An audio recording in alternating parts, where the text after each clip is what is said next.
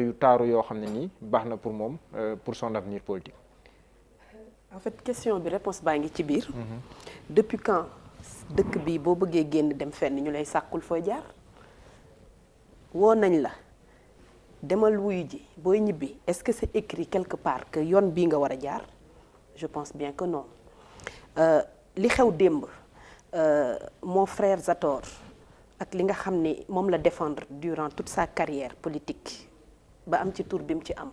la première chose bi mu waroon def mooy condamner ko de la manière la plus forte et la plus ferme parce que li xew démb dafa nasaxal suñu démocratie te dafa ñaaw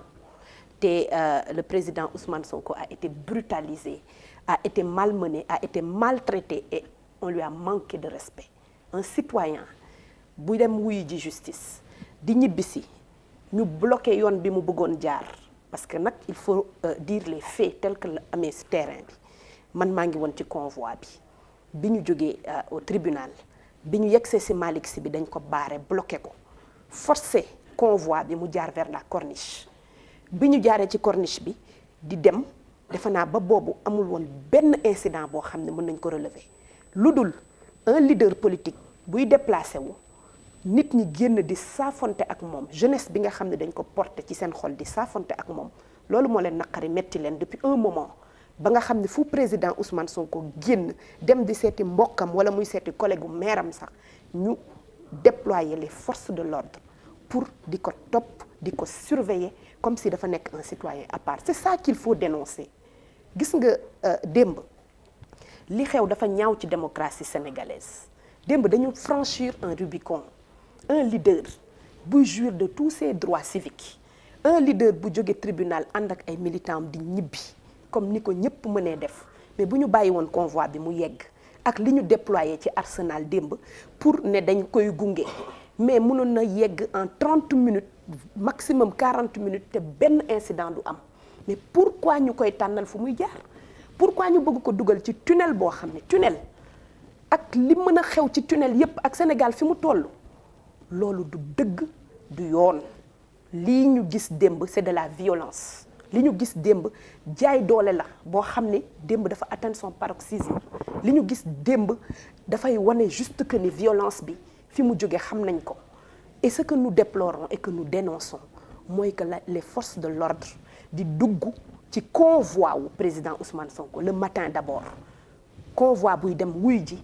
ñu inséré wu ci biir dem ba tribunal di ñibbi si ñu gazé nit ñi sànni ay lacrymogènes ci foule bu nga xam ne y avait aucun incident loolu du dëgg du yoon et chaque démocrate ku nga xam ne démocratie sénégalaise daf la soxal war nga condamner li xew démb c'est une image boo xam ne dañ ko regretter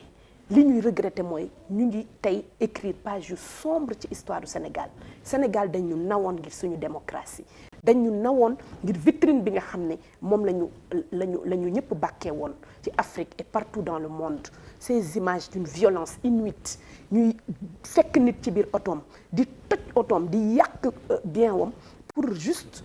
le déplacer ci contre sa volonté ñu ne dañ koy protéger mais ñun dañu gën a mën a protéger suñu leader biñ ko yàggee def ba léegi da ngeen mës a dégg convoi Ousmane Sonko meeting nañ est-ce que mës ngeen fa dégg incident ñu ngi dem di dikk à chaque fois que ñu bàyyi ñu def suñu activité est-ce que mës ngeen fa dégg incident à chaque fois que su amee incident c'est parce que dañu décider utiliser les forces de l'ordre pour jaxase la foule pour sànni nit ñi ay lacrymogènes il est temps que ça s'arrête cette violence dootul continuer te dootuñu ko nangu en tant que parti politique parce que aujourd'hui dañu nekk ci état parti état l'APR et le Benno dañu devenir un parti état boo xam ne dañu utiliser la force publique la violence légitime bi nga xam ne dañ leen ko jox à travers une élection ñu koy utiliser contre les citoyens contre le président Ousmane Sonko en particulier contre tous les militants de Pastef lépp li nga xam ne yëkkati nañ ko pour teg ko ñu ne dañ ciy këpp suuf wala dañ koy jaxase loolu nag dama bëgg mu xam ne trop c'est trop et que tout Sénégalais mu bokk Pastef ak mu bañ a bokk Pastef moo ci yem di xew démb tous les Sénégalais doivent le dénoncer. Il n'y avait pas de trouble à l'ordre public. Au contraire, c'est les forces de l'ordre qui ont troublé l'ordre public. ndax suñu bàyyi woon ñu dem gunge suñu leader yegg këram comme ni ñu koy defee chaque jour benn violence du fa am mais ils ont maltraité les gens. parce que mbooloo bi yoon mënatul maanaam beneen oto mënatul woon romb. mais ce qui s'est passé hier c'est plus grave ils ont immobilisé les gens pendant plus de 2 heures de temps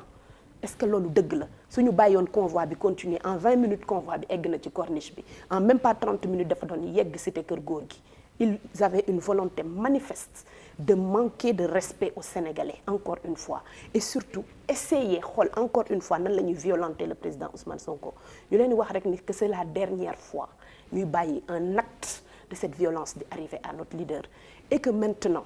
comme ni ñu ko waxee luñ ci góobee rek ñoom nañ ko gar parce que il ne cherche plus à protéger mais il cherche à violenter et à détruire li nga xam ne mooy suñu fondement démocratique en utilisant li nga xam ne yoon moo leen ko may muy la violence d'État contre la population te il est temps que ça s'arrête et que nous appelons tous les observateurs fii ci Sénégal mais aussi partout dans le monde ñu condamner de la manière la plus ferme li nga xam ne moo xew démb sur le leader de Pastef qui est un leader bu nga xam ne li leen wundu rek mooy nan la ñuy def ba empêcher ko doon candidat loolu nag wax ko bu jotee danañ ko wax ndax il sera notre candidat en 2024. mais tamit li xew démb est-ce que ce n'était pas une réponse à certaines déclarations de Sonko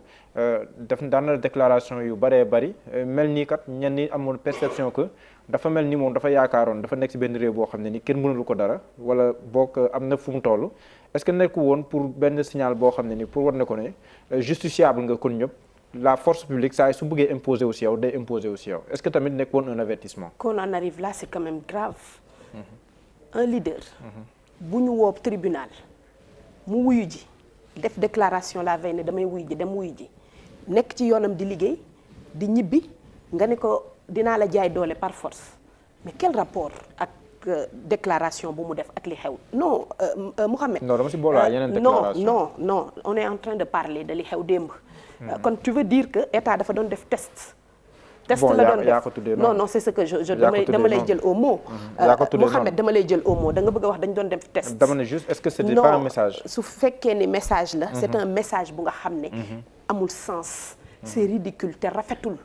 ci gis-gis rafetul ci jëfin te c'est déplorable parce que nous ne devons pas aujourd'hui arriver à un moment bi nga xam ne les forces de l'ordre dañuy nekk un bras armé pour un parti politique entre autres le Benno l'État du Sénégal et l'APR ndax nag damay poser wu question di ko laaj tous les Sénégalais mais ñaata nit ñoo doon jàkkaarloo démb muy Mame Mbaye Niang ak le président Ousmane Sonko démb on a violenté 2 fois le président Ousmane Sonko muy dem ñu forcer ko envoyer ko police yóbbu ko au même moment ki nga xam ne moom la doon jàkkaarlool ñu bàyyi ko mu dem tranquillement wuyu ji déggoo benn force de l'ordre bu ko accompagner muy jóge ñu jëlati force de l'ordre yi pour accompagner ko entre-temps Mame Mbaye Niang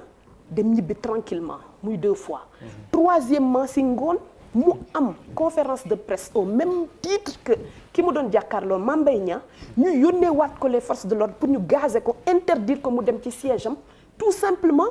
parce que loolu mooy seen bon vouloir mais dans quel monde lañ nekk wala ndax dafa am des citoyens lambda qui sont au-dessus des lois yoo xam ne lu leen neex def ak ñi nga xam ne tey lépp lu ñu def rek dañ leen di jaay doole di leen not loolu nag mooy jeex fii ci Sénégal te dama bëgg ñu xamee ko noonu jërëjëf Thierno Diop image bi mu ko gisee sànq gis naa Mame Gor Ngom mu bind la